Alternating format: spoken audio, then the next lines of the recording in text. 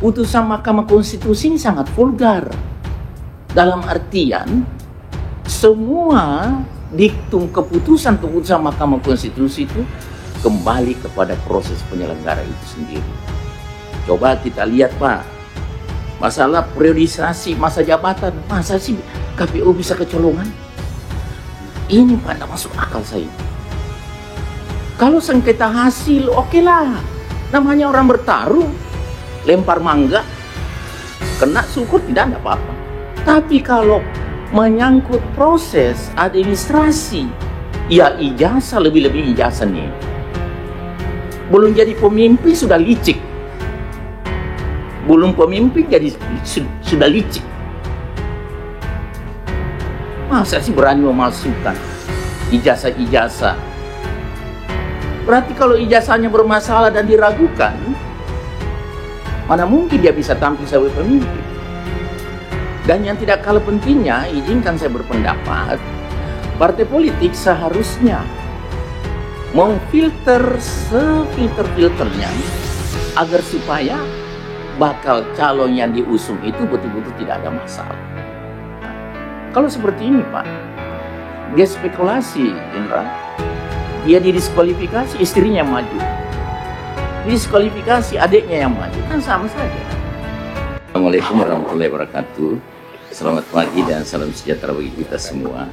Yang saya hormati segenap pimpinan dan teman-teman para anggota Komisi 2 yang saya banggakan. Dan yang saya hormati segenap mitra, ada Bu Wamen dan Pak Sekjen Kementerian Dalam Negeri berikut jajarannya, Ketua KPU dan jajarannya, Ketua Bawaslu dan Bapak Ketua DKPP. Bapak dan Ibu sekalian, kita tidak bisa memungkiri bahwa kita berada pada situasi yang sangat-sangat tidak nyaman. Hasil dari pilkada ini. Di ruangan ini juga selalu kita membahas mulai ketidaknetralan PJ-PJ di beberapa daerah. Ini juga pemicu ini. Tidak bisa kita pungkiri. Dan begitu pun penyelenggara. Nah, tapi menurut saya Bapak Ibu sekalian, kita harus keluar dari situasi ini. Sudah terjadi. Kita pernah membahas persiapan dan kesiapan pilkada itu sendiri secara serentak. Dan akhirnya terjawab dengan putusan Mahkamah Konstitusi. Putusan Mahkamah Konstitusi ini sangat vulgar. Dalam artian, semua diktum keputusan Mahkamah Konstitusi itu kembali kepada proses penyelenggara itu sendiri. Coba kita lihat Pak. Masalah periodisasi masa jabatan, masa sih KPU bisa kecolongan? Ini Pak, tidak masuk akal saya. Kalau sengketa hasil, oke lah. Namanya orang bertarung, lempar mangga, kena syukur tidak ada apa-apa. Tapi kalau menyangkut proses administrasi, ya ijazah, lebih-lebih ijazah nih. Belum jadi pemimpin sudah licik. Belum pemimpin jadi sudah licik. Masa sih berani memalsukan ijazah-ijazah? Berarti kalau ijazahnya bermasalah dan diragukan, mana mungkin dia bisa tampil sebagai pemimpin? Nah, situasi dan kondisi ini menurut saya, segenap mitra yang ada, memang kita harus menyadari bahwa ada ruang keterbatasan sebenarnya bagi penyelenggara. Contoh, menyangkut ijazah. Penyelenggara itu hanya membutuhkan legalisasi ijazah dari calon. Berarti dia hanya mencari kebenaran formal. Tidak ada kewenangan mencari kebenaran material. Walaupun tadi Ketua KPU mengatakan itu kan harus melalui putusan pengadilan. Oh, tidak mutlak Pak. Kalau sudah ada bukti petunjuk bahwa dugaan ini bermasalah ijazah ini, maka disitulah penyelenggara harus bersikap. Ini menurut saya. Dan ke depan, dengan kondisi situasi ini, Pak Sekjen, maaf, mungkin barangkali perlu dibuatkan rambu-rambu, Pak Bu Wamen. Rambu-rambu berkaitan dengan para bakal calon atau paslon yang berkeinginan mencalonkan diri, maka harus menanggung konsekuensi.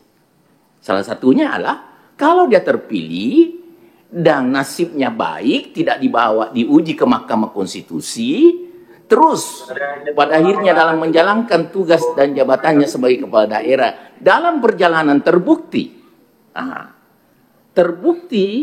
ada data yang diserahkan atau yang digunakan tidak sesuai dengan, maka harus memberikan pertanggungjawaban hukum. Saya juga punya pandangan, Bapak dan Ibu sekalian, bahwa kejadian-kejadian ini kita harus ciptakan efek jerah. Kita harus ciptakan efek jerah, yaitu para penyelenggara maupun penyelenggara yang sifatnya ad hoc, apabila rangkaian akibat yang timbul karena adanya seperti tadi Ketua DKP mengatakan ada ketidakcermatan, atau bisa saja sebenarnya Pak ada persekongkolan, ini tidak tertutup kemungkinan. Seperti periodisasi, masa sih kita bisa kecolongan dan lain-lain sebagainya. Surat keterangan tidak pernah dipidana. Jadi mungkin ke depan kita buatkan efek jerah. Berani tidak kamu ikut sebagai peserta, ikut sebagai bakal calon, dengan kondisi syarat administrasi sebenarnya yang bersangkutan mengetahui, Pak. Dia tahu paket C saya, ijazah saya ini benar atau tidak nih. Dan yang tidak kalah pentingnya, izinkan saya berpendapat, adalah partai politik. Partai politik seharusnya memfilter sefilter-filternya agar supaya bakal calon yang diusung itu betul-betul tidak ada masalah. Karena kita lihat tadi, putusan Mahkamah Konstitusi yang 26 keputusan mengabulkan permohonan pemohon, itu tergambarkan kesemuanya secara substansif sebagian besar karena proses yang berlangsung secara tidak profesional. Nah, daerah-daerah yang akan melaksanakan PSU ulang sebanyak 24 daerah, pandangan saya kepada Bapak Ketua KPU, Bawaslu, dan DKPP, mungkin harus dilakukan langkah-langkah yang sangat substantif agar supaya tidak terjadi lagi kegaduhan di tengah-tengah masyarakat. Tadi sudah terungkap, tidak sedikit anggaran, Pak, yang dikeluarkan. Tadi Ketua pimpinan sidang mengungkapkan kurang lebih 750 miliar. Bukan uang sedikit itu, Pak. Mungkin ini yang juga perlu disentuh dengan efisiensi ini, 750 miliar ini.